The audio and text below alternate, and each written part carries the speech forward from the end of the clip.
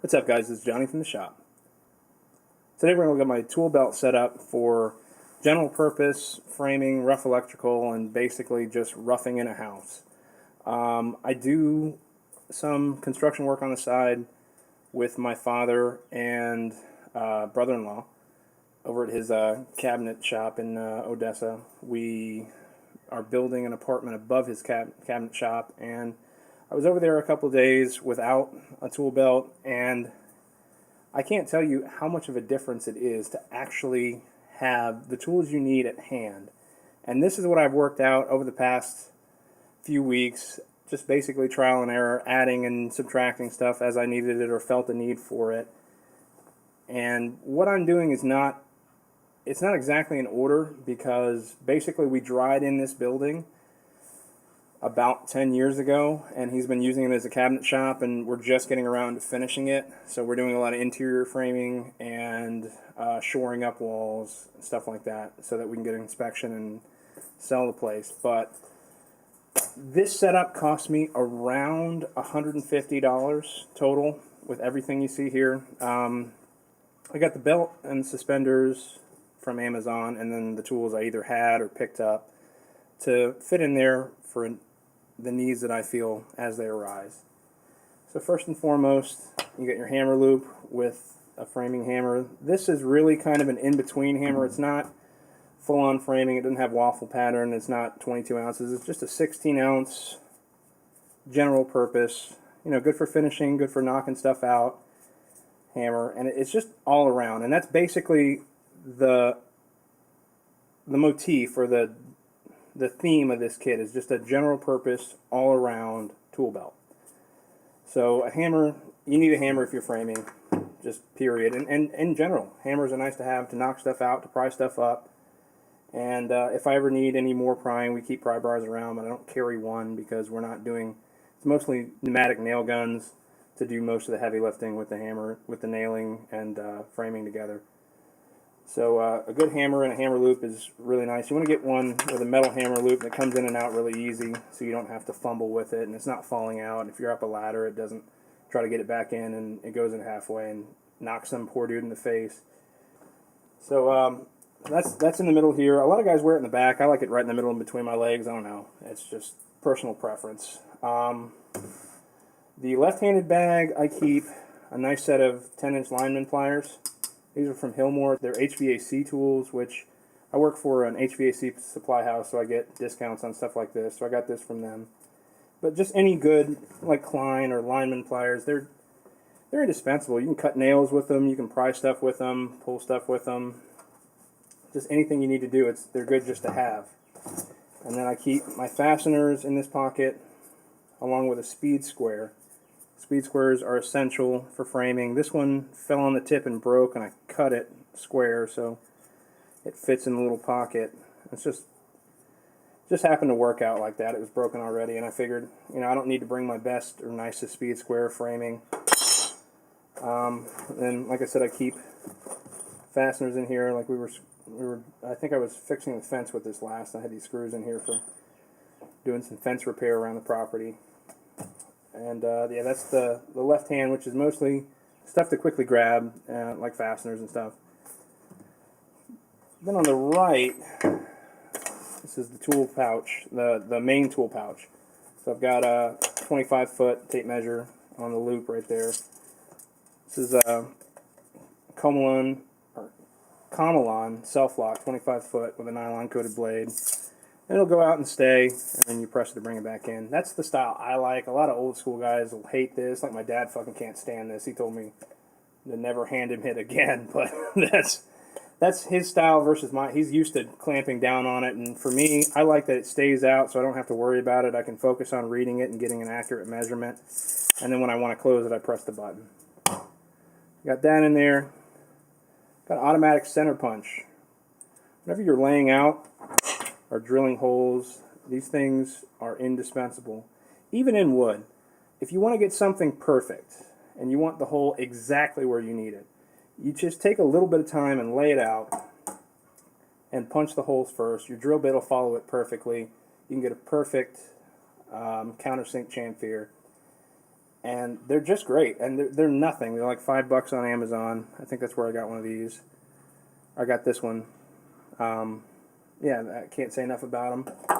I keep a little offset pick for fine detail stuff, scraping and prying, and little baby stuff that a pick is good for. A little, just, you'd be surprised. You put it in your tool belt and you'll use it. You know, just for little stupid things that you might grab your screwdriver for. This is pretty handy to have. So we're going to be doing rough electrical next. This is a Klein non-contact voltage meter. This one's kind of neat. It's got the non-contact voltage meter as well as a little flashlight for seeing stuff, and it's nice to have both a flashlight just in case you want to look at something real quick or something's in a dark hole. You can shine the light on it, find what you're looking for, and then when you're running the rough electrical, it's nice to know what's hot and what's not, so you don't shock the shit out of yourself. We're running a lot of 230 volt for air conditioners, ovens, and then in the shop for his equipment. And I don't know about you, but I definitely do not want to get bit by 230 volt. It's not my idea of a good time. It's not super fun. Keep a couple of pencils, carpenter's pencils in here.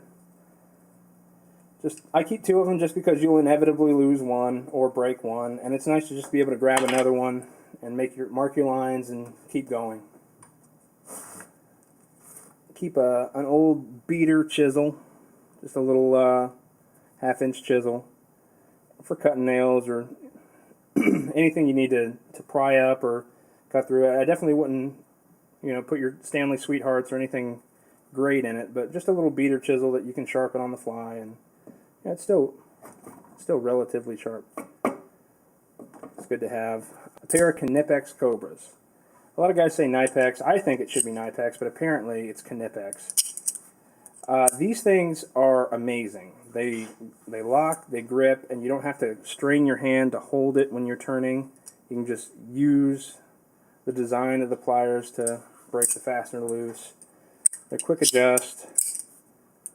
And I got these a few months ago, and I love them. I was using other channel locks, and they are far superior to any channel locks I've ever used.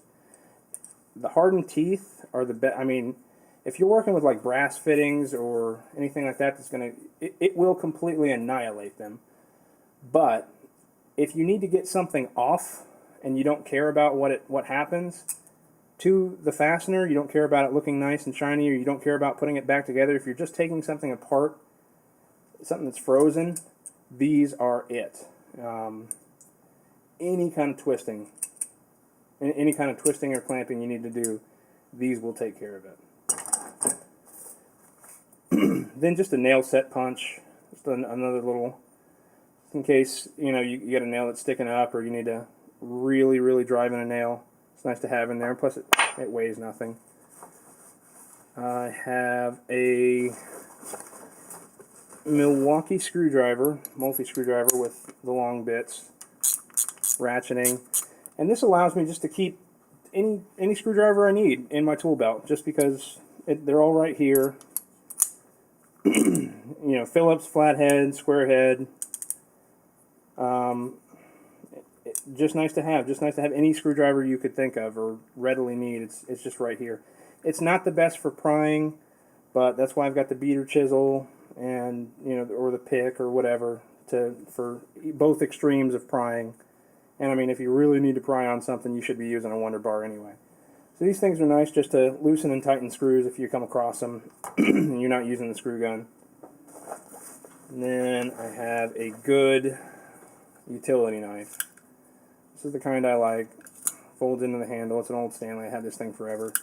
It's just super rigid. You can cut really, really. It's really strong. You can cut all kinds of thick stuff and not worry about stressing the knife or breaking your blade. And it's got a good positive lock. It keeps the blade in there real, real tight. It's nice and safe. It locks closed and it locks open, so it's not gonna slip on you and screw you up. And plus, it's in a nice compact package. It's not huge. It does leave something to be desired with leverage. You're not going to cut super thick stuff, but for most tasks, and mostly what I use it for really is sharpening the pencils, it's pretty much perfect for. And then for the belt itself, it's just a Dickies web belt. I mean, I don't know. I know a lot of guys will tell you, oh, it's got to be a leather belt, and you got to have Occidental leather bags and stuff like that, but for the average Joe, for a guy like me that's just going to be framing on the weekends with his dad and just doesn't want to go up and down a ladder all the time for every little stupid thing or risk leaving a tool on the top of the ladder to hurt somebody, things are perfect. I like Dickies a lot. They're a good intermediate workhorse brand that you don't want to spend a lot of money, but you need to get it done. Dickies is my go-to. And I've got a pair of Dickies work suspenders. And at first I was worried that I was going to kind of look stupid wearing suspenders, but when you're working, it doesn't really matter how you look. I mean, to me, I wore the belt without the suspenders, and I can tell you one thing, for a bigger guy like me who's had a few too many beers, it's nice just to have suspenders to keep it up off of you and not have to worry about hanging over your gut or pulling your pants up or whatever, and it just makes it weightless. Your shoulders support all the weight, so I don't really even feel having this thing on once I get used to it. It doesn't make a difference. It doesn't fatigue me any more than not wearing it, which is really, really nice. So if you guys have any suggestions on what you would add or what you would subtract, you can let me know down in the comments down below. Like I said, this is just for me. It's just a general purpose for what I'm doing at the moment right now. And for me, it's been working really well. We've increased our productivity over there, just the three of us. The last few weekends, we've really been kicking ass and taking names. So that's pretty much it, guys. My little quick general purpose tool belt setup, EDC or whatever you want to call it. If you like this video, please leave a like. And if you want to see more content like this, please subscribe to the channel. We'll see you next time, guys.